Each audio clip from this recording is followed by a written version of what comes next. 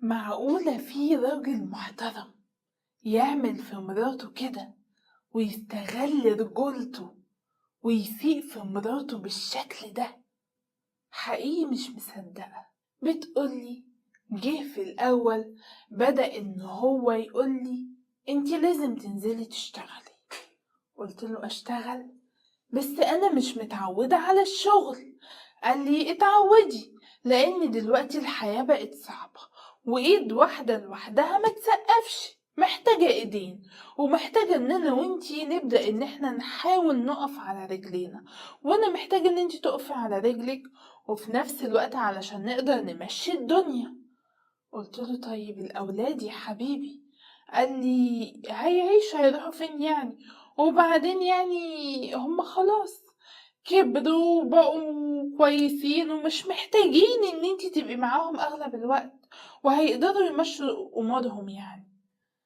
كبروا ايه بس يعني؟ ما انت محسسني ان هم خلاص بقوا شباب وبقوا بنات. ايه يا ابني ده ده اكبر عيل عندي 6 سنين.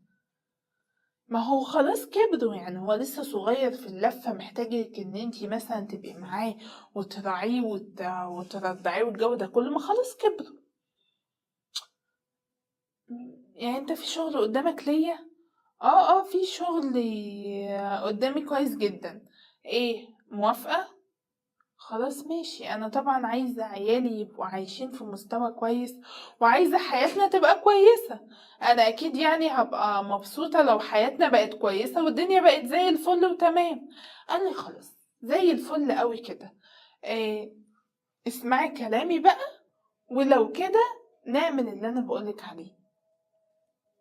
خلاص ماشي، هشوف الشغلانة والدنيا دي كلها ونشوف هنعمل ايه. وهو بالفعل خدني ورحنا للشغلانة، وفعلا انا اشتغلت وتوظفت في الوقت ده. وطبعا لما توظفت طبعا بقى المجهود والحمل بقى كبير جدا عليا، لان دلوقتي انا بقيت موظفة وفي نفس الوقت ست بيت وفي نفس الوقت زوجة وفي نفس الوقت عندي اولاد. فبقيت حاسة ان الموضوع بالنسبة لي بقى صعب ومكركب والجو ده كله. بس قلت انا هحاول اظبط اموري، وهحاول ان انا اوفق ما بين شغلي وما بين جوزي واولادي.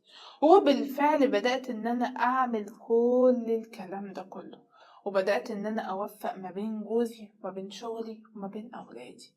وبدأت ان انا انجح في شغلي، وبدأت ان انا فعلا ابني نفسي بنفسي، لدرجة ان انا اثبتت نفسي بشكل كبير جدا وبقيت حاجة كويسة.